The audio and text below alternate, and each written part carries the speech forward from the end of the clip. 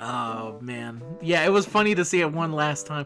There's a part of me, I'm gonna say it out here now, which means that we're not gonna do it, but it would have been funny. I think it would have been really funny if we just did one more reaction to Benizakura one more time, where we just rewatched the arc and talked about it again. We're One like, all last right, time, Benizakura. Benizakura, we're seeing it again. It would be really funny if like every like 100 episodes of Gintama we just went back and did Benizakura again. that would be really good. That'd be really fun. Actually, you know what? We should start doing that for whenever we get into a series, whenever it's been long enough. Or maybe just We'll, every Shonen Archive April Fool's video is just the Benizakura arc oh fuck! every year. Yes, 100% yes. We just watched the mini soccer again. God damn it! Oh, that's so good. I'm cutting this off of the podcast and putting it at the end of it so I remember for April 1st.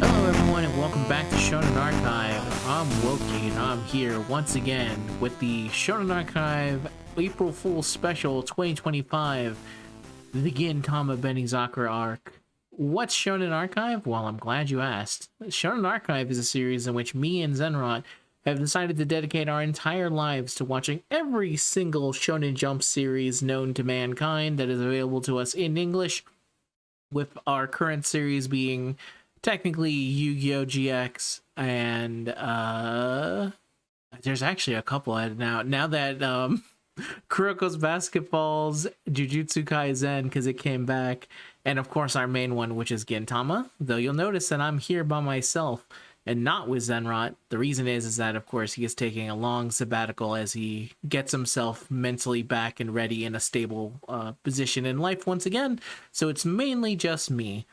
Now, what is the Benizakura arc? Because you'll notice I said that beforehand. Well, the Benizakura arc is an arc in the series known as Gintama, where we watched it, and then eventually it got a movie not long after having an arc in the anime itself, and there's been a running gag inside of Gintama where they kept bringing up Benizakura, making jokes about it, joking that they're going to do a Benizakura movie, and then eventually actually doing a Benizakura movie. There's a lot of mentions of Benizakura as you're watching through Gintama, so me and Zen decided, as you heard at the intro of this, because I make sure to take it from the old ones, that every April Fool's Day that we would get together and talk about the Benizakura arc and also this movie. But you'll notice that Zen is also not with me right now because, like I said, he's currently on sabbatical. So it's really me by myself. You'll also notice I sound insanely tired, and that's because I just got finished off of work. Obviously, there hasn't been so that's the basic setup. Now here's another setup. If you're a fan of Shonen Archive, it's been 1 year since we last did the April Fool's special. What's changed since then? Well, like I said, Zen is currently locked away trying to better himself after getting into a very big series of unfortunate happenings. He's doing a little bit better. I talked to him, I still play Commander with him, and he just needs more time before he's ready to get back to recording and stuff like that. We have still not finished Gintama. We're so close. I'm actually still continuing the series myself. And I was supposed to have come out with an episode featuring episodes 300 to 307, which is the Shogun assassination arc. But then I got insanely busy at work, and then also I started covering a lot more of Fate Grand Order. But it looks like finally Fate Grand Order's in a state right now where we're gonna have a pretty lax month, and in that month I plan to get heavy back into Gintama, going back to my original plan, which was attempting to talk about what was 8 episodes in one go, and then the next arc, which would be Farewell Shinsengumi arc, that would be more edited, and that's still my current plan. I haven't forgotten it. So if you're a fan of Shonen Archive, you've been wondering what's been going on, that's basically what's been going on. What else has happened in the years since we last recorded a special talking about the Benizakura arc? Well, another Gintama movie was actually announced, which is the Yoshiwara in Flames arc is getting its own movie, which is awesome because I love that arc. That arc is absolutely amazing. Introduces one of my favorite characters. And I'm glad to see that it's getting a movie version with updated animations and stuff like that. Even though I think it was already well animated and done very nice. I don't know. Sometimes you just want to treat yourself. It's the same way I kind of feel about when. Did you ever see the Dragon Ball movie, Dragon Ball Superheroes? I don't really feel the need to see Dragon Ball reanimated, the original Dragon Ball from Son Goku and friends. Before there was Dragon Ball Z, there was just Dragon Ball. Of course, in the manga, it's all Dragon Ball. We all know this, but that's the differentiate of them. But in that movie, they actually have animated scenes of Dragon Ball, like animated in an updated animation, and it looks sick. So what I'm trying to say here is that I'm kind of a hypocrite, is that I like the idea of updated animations even when it already looks good. As long as it continues to look good in a different way, I think it can still be kind of interesting. Which is what's always fascinated me about the Benizakura arc, is that it's actually just slightly better in terms of animation details compared to the other one, compared to the anime episodes, at least when me and Zen originally saw it. Because when we originally saw it, we really loved the Benizakura arc, so we immediately went to go see the movie, and it didn't feel like there was that many changes, and in some cases we felt that some of the changes maybe weren't as, in some aspects, it wasn't as good as the episode form of it, but it'd be interesting to see when we get Zen back to see it again and see if once we finish Gintama on the whole. That's what I would have really liked to have done when we got back to Benizakura, is for me to have said, hey, we finished. But no, actually, funny enough, since then, more Gintama stuff has been released than at the rate that we've been making episodes. Because there's also Ginpachi Sensei, which also had its little anime thing, which I also plan to cover at some point after I finish all of Gintama, which is hopefully got to be this year. And then if you're also curious, does that mean Zen stopped? No, actually what's going to happen is that when Zen comes back, we're going to continue on. We're going to recover those episodes and talk about it again. It's really silly how things kind of worked out, but trust me, that just means more Gintama stuff. Never-ending Gintama. So anyway, that's basically been what's happened a year since the last time. A lot of things have actually changed. The channel has grown a bit, which is always really nice. The Shonen Archive people continue, even though me and Zen go for long times without releasing new things, there's still new people that check out our stuff to be like, yo, this is really cool, which I've always been very appreciative of. And yeah, so that's basically what's happened in the year since. So now I think it's time to once again, let's go over what happened in Gintama. Once again, in Gintama, a new retelling Benizakura arc, which is funny because on the wiki, they use the full title of what it's called, which is, like I said, which is Gintama Shinyaku Benizakura Hen, which is a new retelling of the Benizakura arc. But over on Wikipedia, if you go there, it just says Gintama the movie. Which is very funny, the difference between them. Anyway, let's begin the retelling once again. So, at the beginning, there is a little bit here with the Warner Brothers logo where it's like shown 3 different times as a gag of like, hey, the movie hasn't started. That still is the way it starts. That's one of the new additions that's not really adherent to the Benizakura arc, but here we are. So, the movie begins at night. Katsura gets attacked by a mysterious assassin, and Elizabeth goes to Yorizoya requesting them to go help find Katsura because he's now gone missing.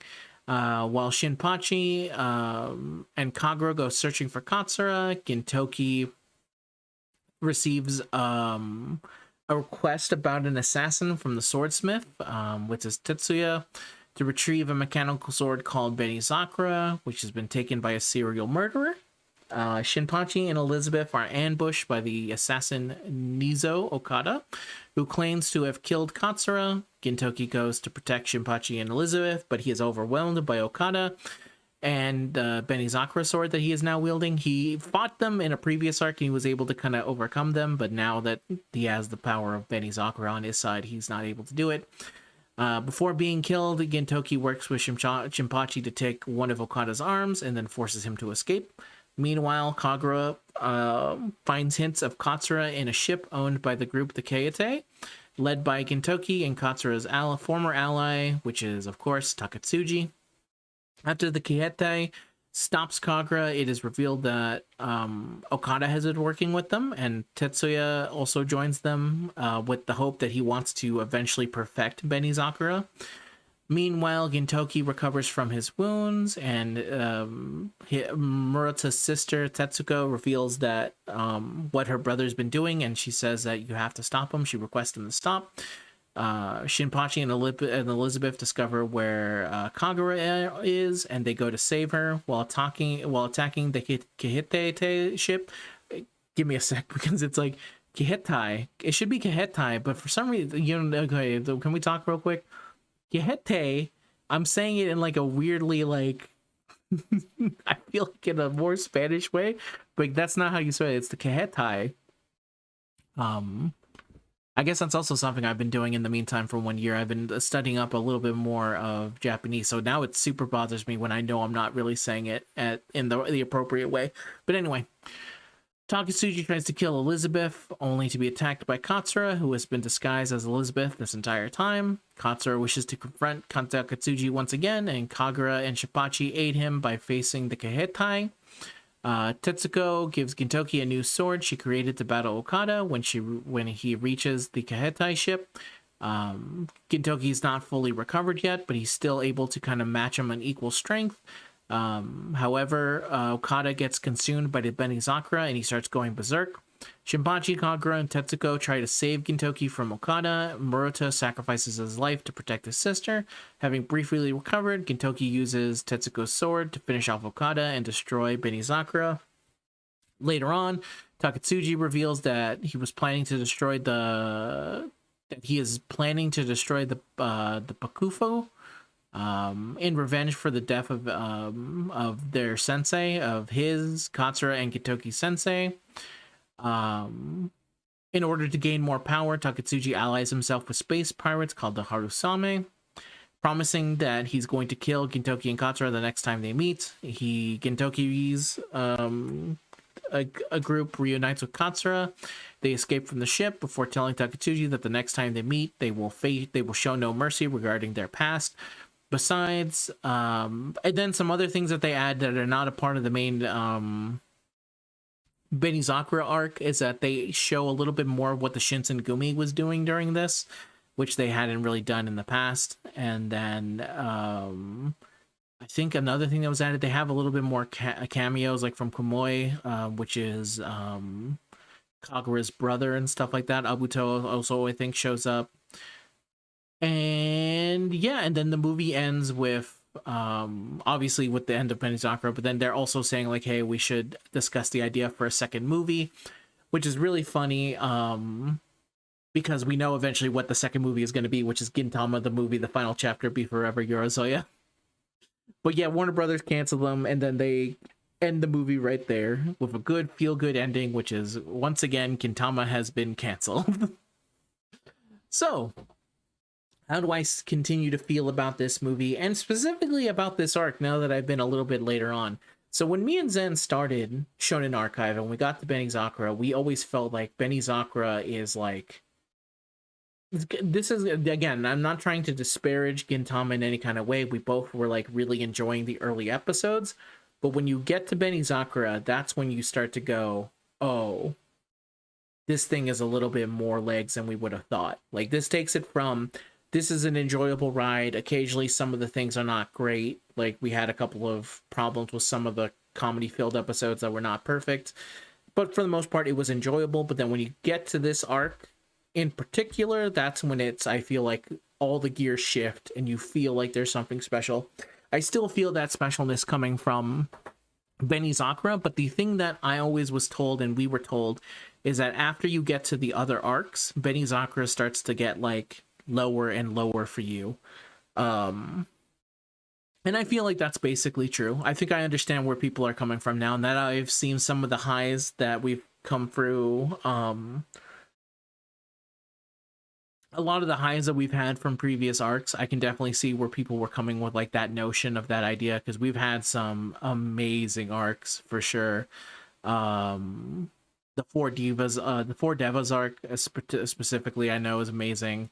Like I mentioned before, Yoshiwara in Flames, the courtesan of a nation. There's just so many good arcs, and it's unfortunate that it ends up making it feel like once you've seen a lot of Gintama, I think it ends up making you feel like there's more issues with Benizakura that maybe you didn't see when you were originally seeing it and kind of experiencing it the first way. But I still kind of feel a special way about Benizakura. I still enjoy a lot of the themes that they have. I like the kind of theme that they have of man versus machine, which is, of course, the Benizakura is a sword that gives unbelievable power, but it is also a power that corrupts, and it's also one that is not really built off of skill. It's built off of the machine and making the user become stronger to the point where they start eventually losing themselves. And in this current year that we're going through, where we talk a lot about automation and stuff like that, I think it's a very interesting thing that even back then they were kind of having this idea of like a John Henry type of story, except for in this case John Henry gets to live, as opposed to in the story of John Henry does his best to go and fight against the machine because he was a steel driven man, but he does eventually die. But the statement there is a little bit more of the human spirit versus a machine.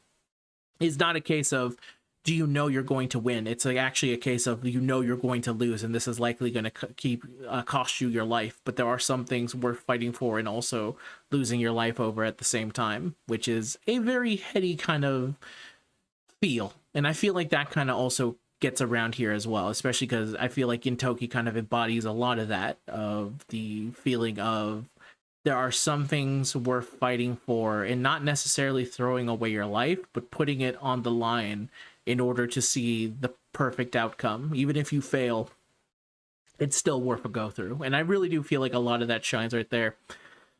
There's still a lot of good funny bits here. The Elizabeth, again, I really do like Elizabeth in this arc, and the way that he interacts with Shinpachi is always really funny to me, though eventually the reveal that it's Katsura is also pretty good.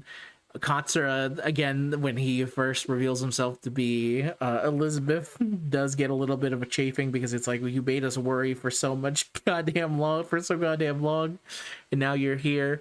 The team up between Katsura and Gintoki with the song playing in the background still as badass as the first day I saw it. And the other interesting thing here is that I feel like I'm finally getting to the arc where the payoff here of what he says of the next time we see each other, it's on. I think I'm finally there because, like I said, in Shogun Assassination arc, from the trailer that I saw, it did show them facing off against each other, and this is an insane amount of payoffs. It's not like a One Piece style, like, here we go, 500 episodes later, we're finally paying off something that was mentioned slightly at one point. But it is still an extremely long payoff for stuff to happen, especially with how often Gintama itself went into hiatus, and they were even, I think, probably unsure if they were ever going to make it to, like, this level of episodes and stuff like that. It's kind of cool to see that it went from, so Benizakura started in episode 58, and then I'm finally going to see, and ended on episode 61, and this is going to be episode 300 to 307, the Shogun Assassination arc. Whew, a lot of stuff happening for sure. But yeah, so I think that's about what I can say for Benizakura. I still stand on the notion that I think this arc is an important arc for Gintama, while also understanding how it can kind of go down your rankings of the best arcs in the series as you experience a lot of the bigger highs that come later. Very interesting kind of stuff. And hopefully next year, by the time I talk about this again, I hope to finally be done with Gintama, and in a perfect world, not done with Gintama in the sense of like, oh, it's off. No, the Gintama is with me, I think, 24/7. I've actually even been debating doing a couple of like look backs on certain arcs and certain episodes, just be like, yo man, I got more to say on this and stuff like that, especially once it's been done and kind of I've experienced the cool thing about Gintama is that to me it's always felt like a puzzle box, and the puzzle box just slowly gets more revealed over time. You ever play Banjo-Kazooie or Banjo-Tooie? you know how when you went up to the level and there was like a puzzle and all the puzzle pieces were kind of floating around and you put them together, and eventually when you put it together you got the whole scene of the level before you went in. I feel like that's kind of what the best parts of Gintama feel like to me. As more gets revealed, more like puzzle pieces kind of get together and form the larger picture of a whole that has been staring at me this entire time. But it wasn't until this exact moment that I finally get to see what the whole picture is. And yeah, that's it for the Shonen Archive special here. Again, hopefully, I'm gonna say some words, but definitely sometime in April you're gonna hear the next actual legitimate episode of Shonen Archive. So this is typically where I would go ahead and shoot someone. That sounds really bad. Please don't take this down, YouTube. But I usually, at the end of Shonen Archive, I prepare a vessel, I say goodbye to Zen, and then I shoot him with a fake sounding effect of a gun. And I've then replaced it with it being to people who have commented. But because I was so tired from work, I didn't actually select one. So you leave your comment down below to be selected for the next episode, actually. And I'll see you guys in the next Shonen Archive, which I really hope to be sometime this April. God willing, I hope to be done with Gintama by the end of the year. If anything, I hope to be done by the time that I plan to go to Japan myself, which would be sometime in December, if all things go according to plan and the world does not turn worse for wear, which is also something that has happened in the year between, is that the world has gotten much worse since then. But I still believe in dreams and aspirations. That hasn't been beaten out of me yet. But anyway, thank you very much for watching, everyone. Until next April Fool's Day, I wish you the best, and I'll see you guys in the next Shonen Archive. Until next time, bye-bye.